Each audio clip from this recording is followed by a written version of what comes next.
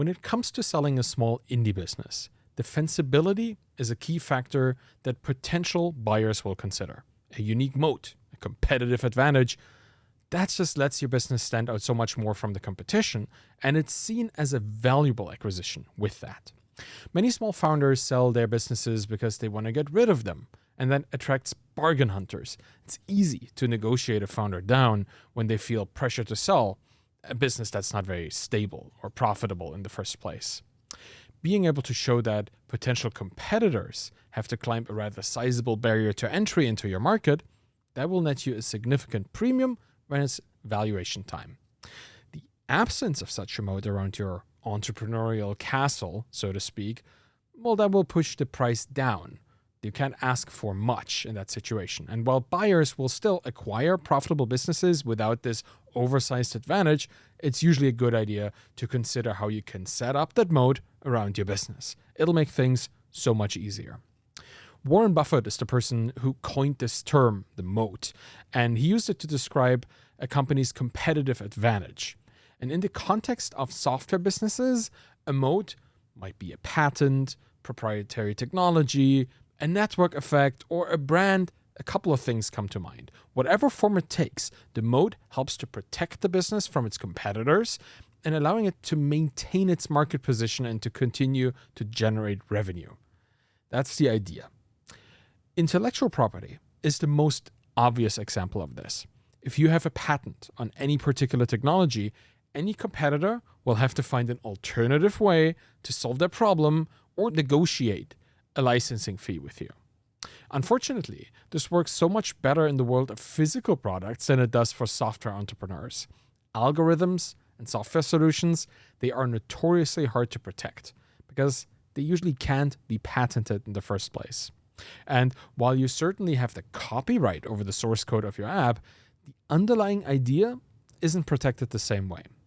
That means we'll have to find our moats somewhere else. And usually, they are to be found somewhere in our database. You can say what you want about Netflix and the movies that they're producing, but more often than not, they really resonate with their viewership. That's not because Netflix is really good at focus group interviews. No, they are extremely proficient at tracking every single interaction that a viewer takes with their service. Every second of video they watch, every preview that they didn't skip, every click, and even how long you hovered over any movie suggestion that you then don't end up watching, all of this data goes into the database. They are such a giant player because they know how to use that data for qualitative and quantitative insights. They are producing new movies the most data-driven way possible, and that makes them a solid amount of money. Is this a moat? I think so. Think about it like this. Every hour watched on Netflix is an hour that neither Disney Plus or Hulu or Amazon Prime Video will ever know about. Capturing the intent and the actual actions of their viewer is precious data that makes it easier to keep the viewer's attention even more in the future and make new content. Just like Twitter and Facebook are trying to keep people scrolling, Netflix's moat is how effective they are at keeping us watching. Now, obviously, this requires two major ingredients: massive amounts of data and the capacity to extract actionable conclusions from it. To be able to effectively monetize your data, which is what makes this a competitive advantage in the first place, you need lots of it. And over time, a SaaS business will aggregate a lot of such information if you make sure to track it from the start. Setting up smart usage analytics is a moat-building activity, and don't delay that for too long. Track what people are doing in your product. But not all data-related effects need to happen at massive scale. At Feedback Panda, this hyper-niche SaaS business that I co-founded and sold, we knew that it would take a while to gather enough user activity to make any meaningful inferences. But we also understood that our users' data was valuable to them all by itself, and we could leverage that. Our software product was essentially a custom-built CRM system for individual online English teachers. They would track their students, the classes they taught, and the text template that they used to quickly create student feedback to send over to the parents of the kids that they would teach any given day. And we also knew from our market research prior to building the product that our target customers were already actively sharing such templates with each other. So we turned Feedback Panda into a platform, not only to store such templates, but also share them with all other users of the platform. That had two major consequences. With every new user, the platform became more interesting to new prospects because more shared templates would be available to them. The treasure trove of templates was growing, and that was very attractive to prospects. But the inverse was also true. For existing users of the platform, there was an incentive to invite new users to the platform to introduce fresh and novel templates into the shared pool. This network effect worked like a charm, and it created this flywheel effect that powered a significant part of our customer acquisition. That, in itself, is a moat. We weren't depending on paid advertising or shaky distribution channels. Our current users would find our future users for us. They'd get them into the product, and we'd see new templates pouring into our database almost immediately. But that database and the data in it, that doesn't just happen to spring into existence. It's being filled with data by users, actual human beings that connect with each other and with whom we build long-term relationships. And that makes for incredibly strong moat opportunities as well. If you struggle to build a technological moat, look into the interpersonal things there. Indie founders have the often neglected advantage of unmediated contact with their customers. If you're the only employee of your business, you'll build the product while helping customers with their issues. And even when you hire people to take over customer service work eventually, you'll still be taking care of most of the important issues that your users might have.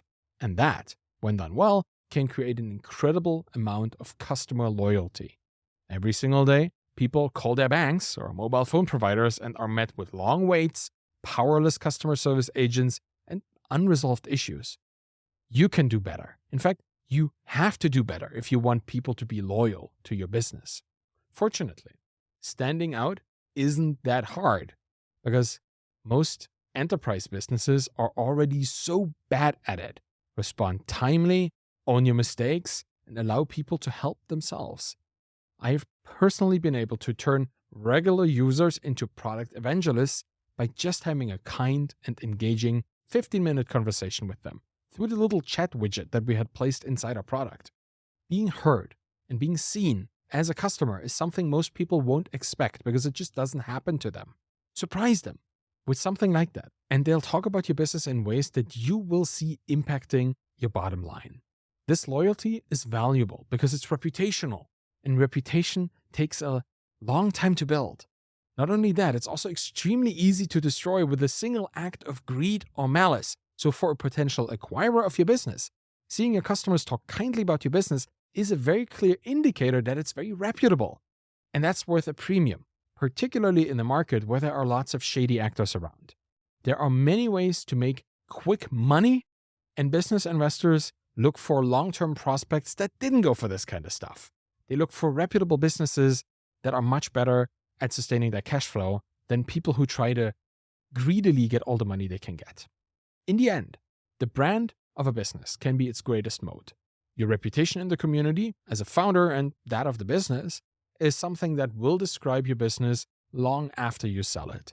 It's engraved in the collective memory of the peers and customers who followed you along your own entrepreneurial journey. That makes building in public such a smart choice when you're trying to build a sellable business.